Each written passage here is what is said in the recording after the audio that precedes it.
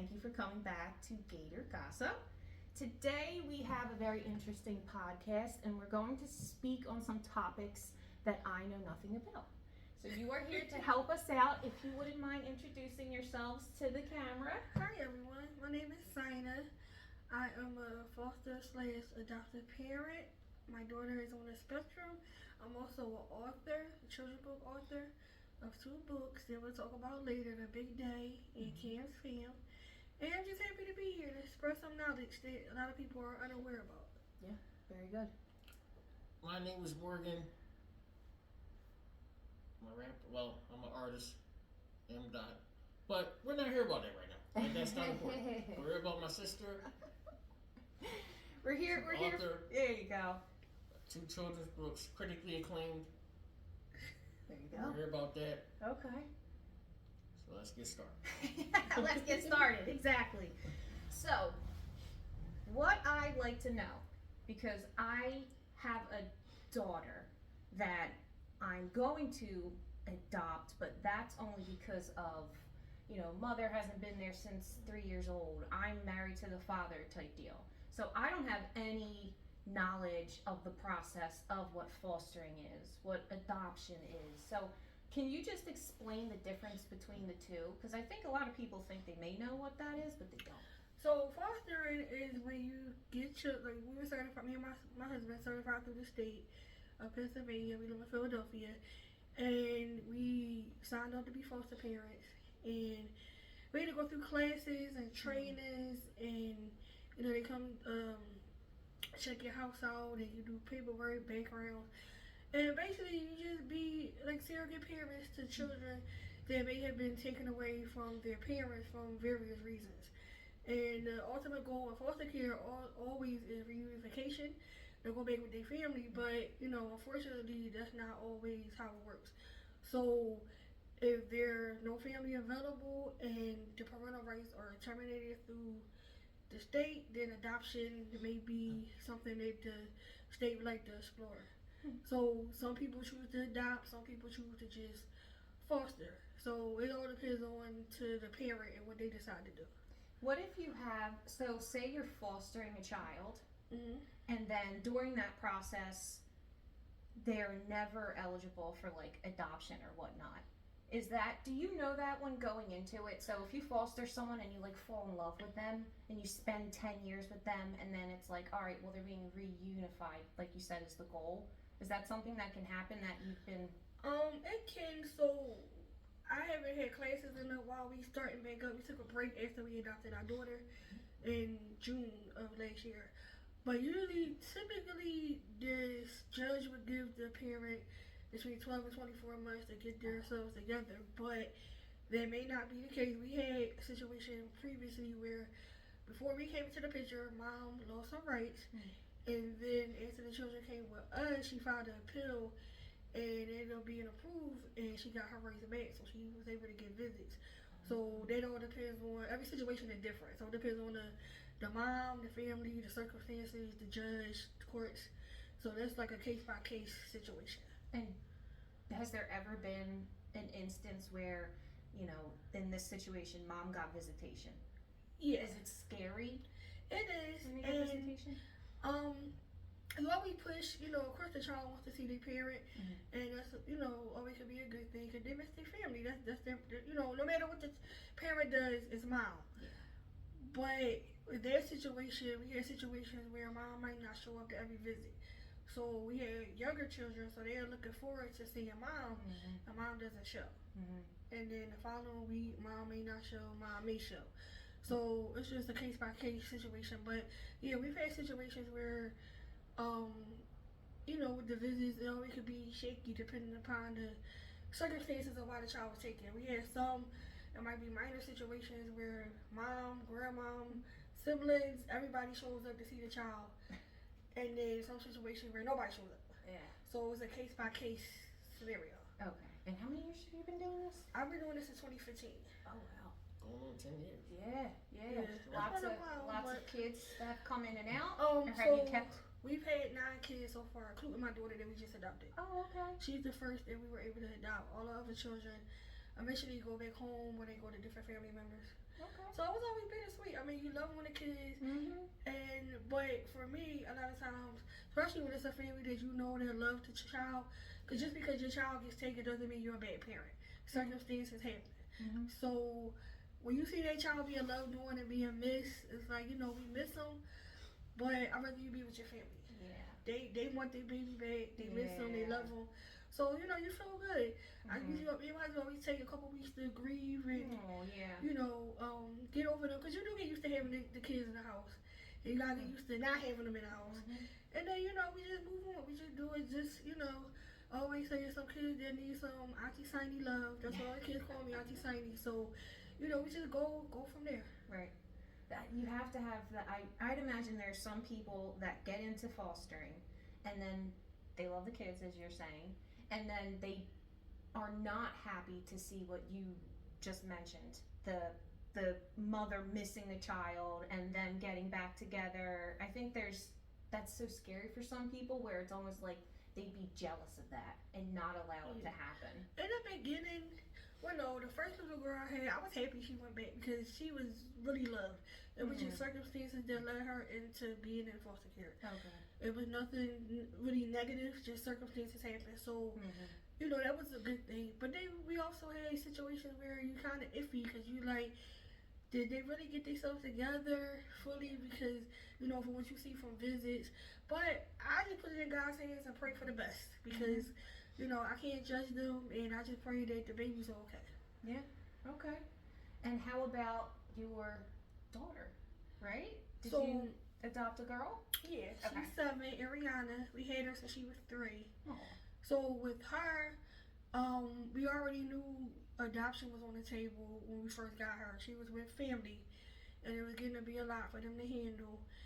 So her biological aunt worked with a good friend of mine, and she was just venting to her, telling her about the situation, and then my friend, told her about myself and my husband. And then it kind of worked out better because we were still with the agency that she was with.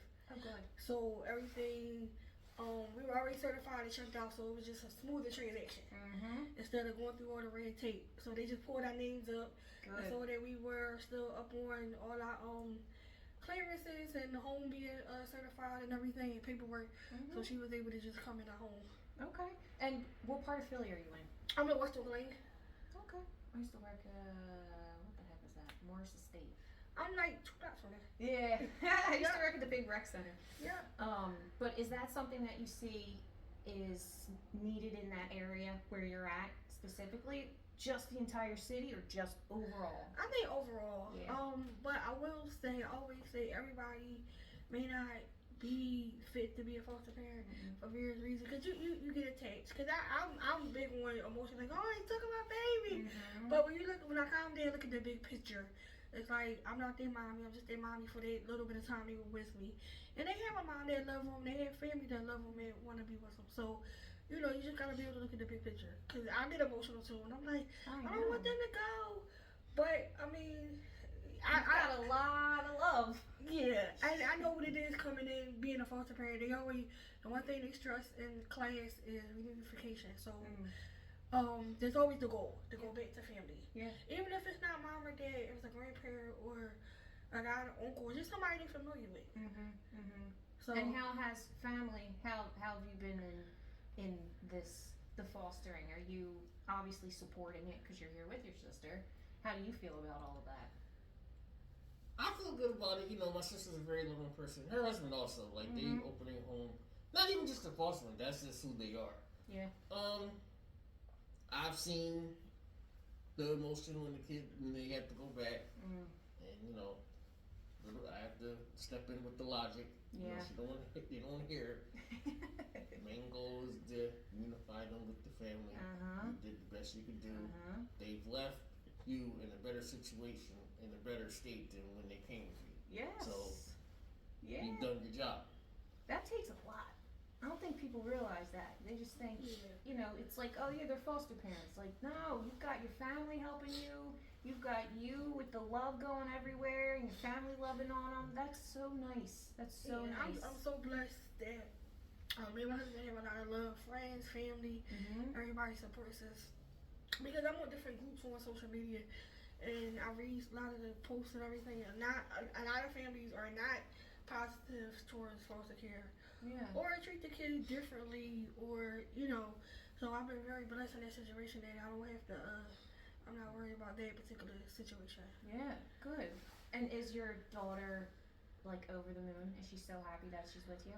Yes, and it's so funny. Her favorite person is my dad, Morgan Senior. Dad, her pop is like, oh God, that is her whole world, and I couldn't be more happy because she came from a situation where she may not have felt all the love. She's the only child, only grandchild, the only niece, his only niece. Oh my gosh. So she's the only getting it all, yeah. So she is a spoiled little girl. But I love it because she wasn't always spoiled. That's all right. Yeah. I can listen. I'm I can do that. No worry about it. Spoiler, Yep. She's got uncle, she's got pop, she's got mom, dad. Does she call you right off? Has she grown up calling you mom since you've had her from 3? Yeah, I've always been mom to her. And I'm very open with her, so she her biological mom is deceased, so she knows that's her tummy mommy, and she grew in my heart. I'm her everyday mommy. Okay. And so she knows all this. So I've been telling her since she came to me, but she still has memory of her biological family. Okay. So she knows she can't process everything. She's getting older. Right. But she's at that age. She's 7, so she's asking questions. And she had like a couple teachers that had been pregnant. She had questions about that, and then she had little friends at school that might have little siblings. Yeah. So she's at the age where it's like, well, my friend so and so, mommy had a baby in their tummy, and they have a little brother. She was asking for a little brother. And we explained what foster. She knows what foster care is. She knows what adoption in her way that she can understand. So we're talking about that. So yeah, I've always been mom to her. Good. Okay. Because I know with my daughter, she was 3. She was 3 when I came into her life, and the rights from mom are gone. Haven't seen. It's been over 10 years, almost 12 years at this point. But it probably took like a solid up until she was maybe 11, until she started saying mom. And I always felt like, oh, I'm not gonna rush it. I'm not gonna make her say mom, because that's selfish. I want to hear her say that. She knows that I'm her mother, So it was just like, she obviously calls me mom now, but I wasn't sure if I've had other kids, like I'm mommy Sina. So they'll call me mommy Sina. And I always tell them, I'm auntie Sina or mommy Sina, whichever one. But I have little ones, so it's a little different. And then especially when biological mom is in the picture. That could be a little touchy. So I was just telling them, I said, well, you call me auntie, it's not a big deal. That is your mommy. And, I'm just taking care of you for the time being while you're with me. So I can't really get bent out of shape about that because they're little and they get confused. And then, they have a mom. So they just see, on a regular basis. So it's a little, you can't really get too upset over it. Yes. You pick your battles. Let the pride go and pick your battles. I'm sure you got enough with all this. Let me get your books. Sure. Is that what inspired these? Yes. Okay. So then it would make sense that we get them.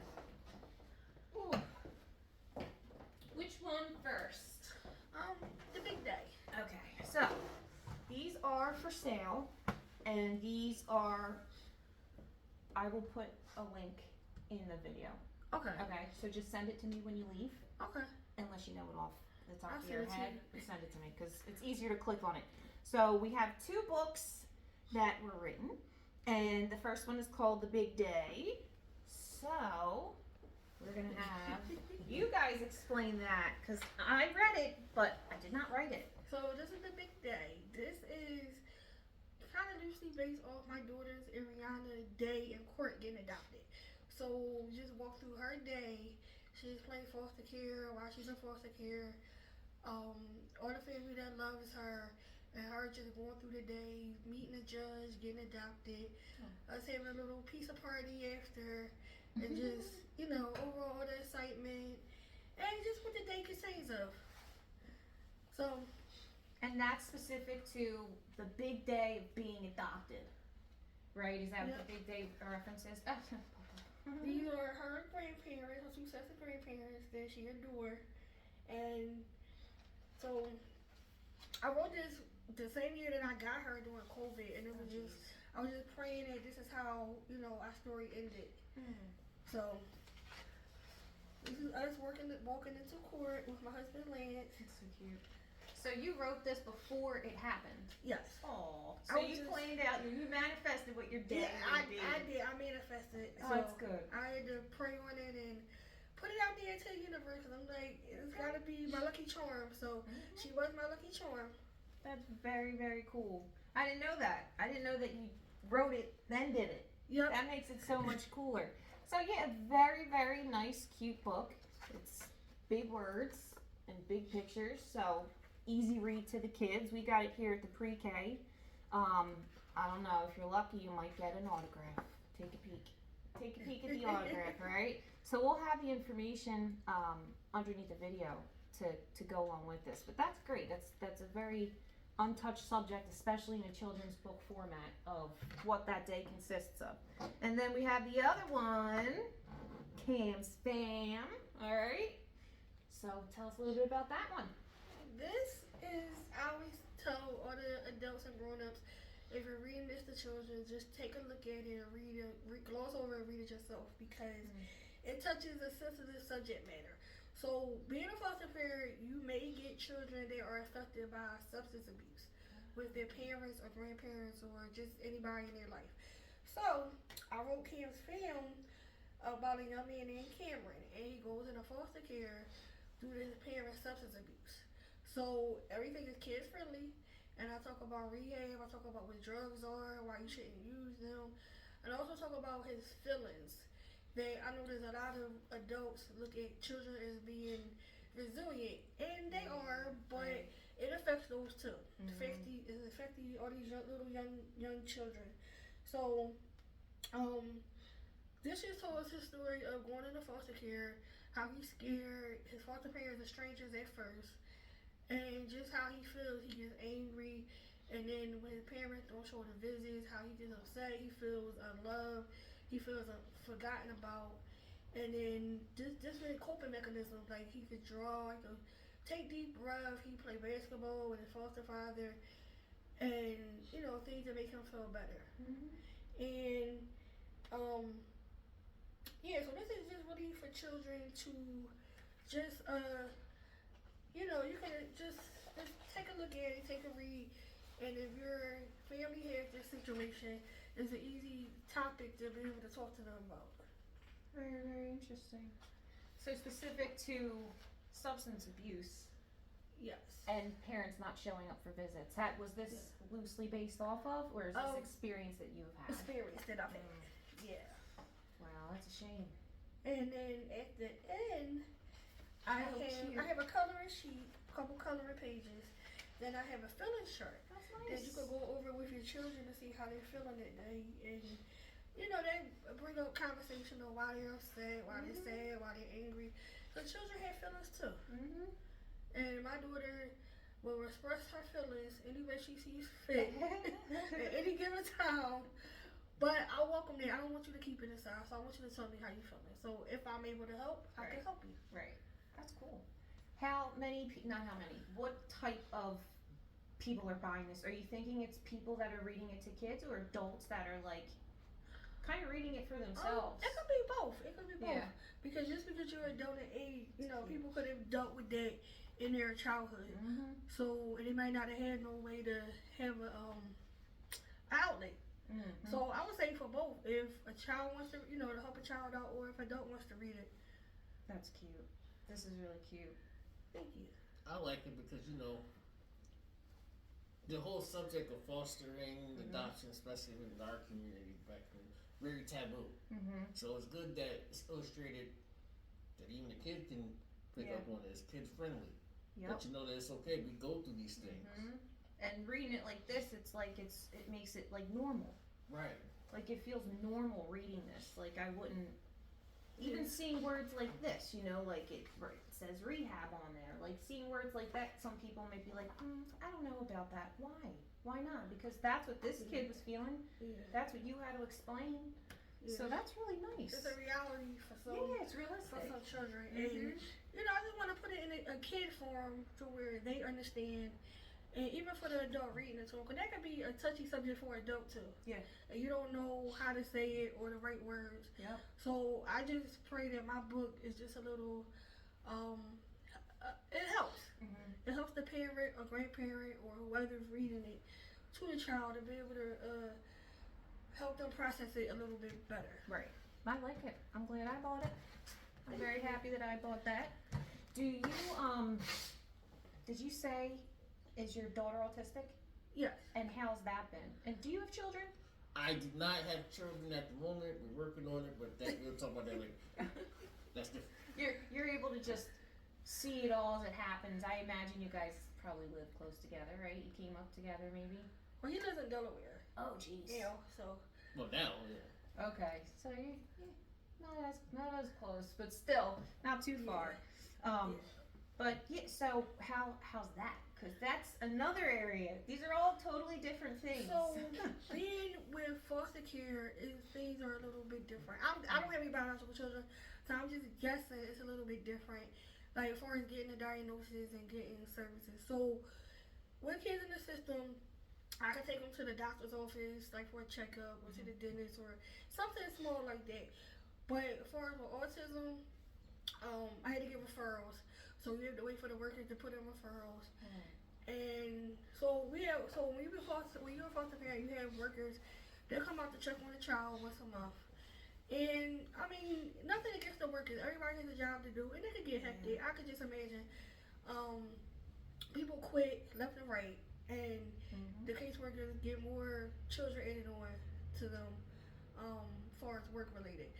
So you might get a worker that might come out for 10 minutes, see the child, take a picture, everything okay, yes, everything's fine, then they leave. And a lot of times I noticed things with her within like the first 6 months, like something don't seem right, and a lot of times it would get brushed off that, oh, it's just trauma related. And I'm like, it can be, but can we get some further testing to see? And my daughter, she talks a whole lot. When we first got her, she didn't really talk. But I guess it was the comfortable thing. 3-ish, right? Yeah. But she got comfortable. She's a chatty patty now. So she talks. But it was more with her, she's level 2 social communication and level 2 repetitive behavior, which is what I thought for her to socially. She doesn't mean any bad, but she'll just get really excited with other kids to play. Cause when she was with her family, she went from having cousins around to being the only child. Yeah. So that's a big jump. And then at school, she'll get excited, she'll play, but then she might push or hit, and it's just her getting really, really excited. So just teaching her socially. But with foster care, so we finally got a referral, we got an appointment with the Center for Autism, and we got an appointment, and the doctor, it didn't really go so well because my daughter wouldn't cooperate. So they're like, it's not autism because she wouldn't cooperate, that was just her behavior. So they said she didn't have autism. And on the back of my mind, I'm like, okay, what is this explaining? Right. So we ended up getting therapy services, and then a therapist would come to the home, and they also would go to her school and work with her. And after about a month or two, the therapist said, I understand where you're coming from with the autism socially. So I didn't know at the time that the therapist worked part-time with Center for Autism. So she was able to pull us up on the list. And this time they had me leave out the room because I was a distraction. And so me and the therapist, we sat in the waiting room, and then they did the evaluation, and then a month later, they called us back in, and then she talked to us and emailed us. So she was diagnosed for level 2. Social communication and repetitive behavior. So, I mean, I kind of figured it, so it wasn't like a shock. It was more of a relief, like, Get help. Right, I ain't going crazy. Yeah, like, now we can know what it is. Now we can get the. So it was more of a relief because it's like, you know how you know something and everybody, well, not everybody, the people that have the power to move things along are like, oh, it's just trauma, and oh, it's nothing, or it was always the way that we parented. So it was a bunch of excuses. So it was like a relief, like, okay, we can move forward, but I know there's a reason why, because me being a foster mom for so long, I know I could deal with certain trauma is going to come up, even if it's not abuse or anything that bad. Just being separated from your family is trauma, because these children come into my house and I'm a stranger. Everybody that know me know I love the kids and they're going to be safe, but they don't know it. And trying to get a child to understand that you're safe, you're not going to get in trouble, you're going to eat, you know, we're going to have fun. It's very hard to get them to understand just by telling them. Yeah. So they have to see, like, okay, I did something wrong, I'm not going to really get in trouble. Or You're dealing with a lot of behaviors, I'm sure. Yeah. And then a lot of times with visits, when they come back from visits, behaviors change. Oh, I bet. Because I'm with mom, that's my comfort. And then I'm like, they're angry. I gotta go back with you. I want to go back to your house. I want to go to my mom. And I mean, I get it. I understand. That's your mom. That's your parent. Your dad. Your grandma. Whoever. That's your familiar person. Yeah, but how do you feel when that happens? Because it's like you're a human, so I can imagine it hurts your feelings sometimes. Yeah, you know, being a foster parent has really helped me not be as emotional or take things personal. Okay. Yeah. Because, you know, I have my moments and I don't even call him like, she said, nigga, being though my daughter know that I'm not about your mom, sometimes she's upset. She was like, you're not my mom. The first time she said that, my heart cracked. Like, what? And I know, and it's like, I tell her I'm not her mom, not for those reasons, but just so she can know the truth. But, you know, it's just like, it's like, this is what it is. Yeah. Yeah. You know, and then she apologized after she was upset, and I said, you know, I understand. I get it. My feelings too, love. Yeah, you just, you know, you get emotional. Because especially with the kids, I'm very emotional. They say one little thing, and I'm like, why did you say that to me? Oh, these kids. I got 14s. They can be mean. Kids are mean. They are mean. They say some things, you're like, oh my goodness. Someone say that to an enemy. No way. But that sounds like it's been a really great experience so far. It is. You just gotta be careful. You gotta be flexible because you don't know the system. They could be with me one day and the next day, the judge said they go back to mom, or they go to dad, or we found a grandma, or we found an aunt. So it's just you never know what to expect. Yeah, it's rough. Yeah, that's rough. So you're getting the. Are you venting? Are you the sounding board? Yeah, he has my sounding board about 90% of the time, and he's always my voice of reason once I calm down. I'm like, you're right, but I don't want to hear that right now because I'm upset. Right. No, Are you older, younger? I'm the younger brother. You're the younger brother? All right, and you said you do something on the side as well. I'm a rapper. Okay. Songwriter. And where you're at now? Like, do you have a YouTube or just mess around on Facebook? I got a YouTube channel. I recently just dropped the album. I actually got one of my tracks featured in a movie that's about to hit Tubi, I think, next week. Oh, wow. Went to the premiere a couple Really? weeks ago. Yeah. Oh, wow. What's the movie called? It's called The Ganja. Ganja? Definitely. Sorry, it is definitely not kid. Child. I'm sorry. It is definitely not kid friendly, you guys. But that's all right. That's okay. Anyway, yeah. That's cool. So you got that in there. What'd you do? Just send it to them and say, I'll take my shot, and they liked it? Well, the guy that was in charge of the sound of the movie is the same. We all use the same producer, and the guy that made the movie, like me and him are cool, but he was real tight. One of my homies that passed away recently. Oh, okay. And he just put it out there on Facebook. He was like, anybody got any music they wanted to feature working on the movie. So I sent him a couple of tracks, and he hit me back. He was like, I really like this. Oh, wow. He's like, this actually fits in the movie. You mind if I use it? Go right in. Go ahead. I don't mind. I don't mind at all. Have you always been into that? What, music? Making music? Yeah. That's hard. It is, but you know what? You need something to do. You need something to decompress from the world. Yeah. Everything going on in life, you gotta have an outlet. Yep. And that's my outlet with the music. My sister's outlet with the books. Yeah. They're coming out beautiful. We gotta work on. We gotta get these on Netflix or something. Yeah. The two of you together could try and make something here. I know we A talking musical. You didn't write a song. I tried. I'm like, I came up with nothing. So I'll leave it to you. You can just write the story and then you can make music to the story. Yeah, that worked out. Audiobook. That'd be pretty cool. Yeah, I thought about that actually. I thought about doing an audiobook. It'll come. Everything will come. Of course. In time. How hard is it to get that done? So like you got the idea, you put it on paper. How hard is it to get it illustrated and then? When you find the right people. The first person I worked with the big day is a young lady named Michelle. She helped put my book to life, and then Reggie Byers helped illustrate it. They both from Philadelphia, and then they took some time off to deal with personal life matters. And then the second book I went to husband and wife publishing company. I think they're based out of Texas, called 105 Publishing, and it was like a one-stop shop. Oh wow. So they helped with editing. A good friend of mine, Harry, helped me with the editing of Cam's Fam. But they offer editing, illustration, marketing, putting the books together. What are they called? 105 Publishing. That's pretty cool. And so they help with everything. So my books, I am self-published. So which means I'm self-funded. So things take a little more time to get everything together. Right, because if someone's buying it, you're mailing it. It's not like some warehouse and it's shipping it I'm off for praying you. I get there at one point, but currently We I'm get not there. there yet. We're on our way. We're on our way. I'm like the 1 million band, so I'm doing everything on my own. Never too late. You have to do it on your own because it's too much money to do it the other way until you get that. You know what I mean? Like even and plus you know how you want it. You know how you want it, and it's only going to be successful because you made it, not just someone else made it. Yeah, I'm real particular about how I wanted certain things, and so we're coming along. Very good. Is there anything else that you guys would like to talk about in regard to, I mean, you've touched foster care and music and author and autism, so you've got a lot on your plate. Both of you got a lot on your plate. How do you decompress? Not writing. I know that that's an outlet, but like aside from that. Let me see. I love a good nap. Take a nap. Yes. I listen to music and I might talk to my friends or just go out.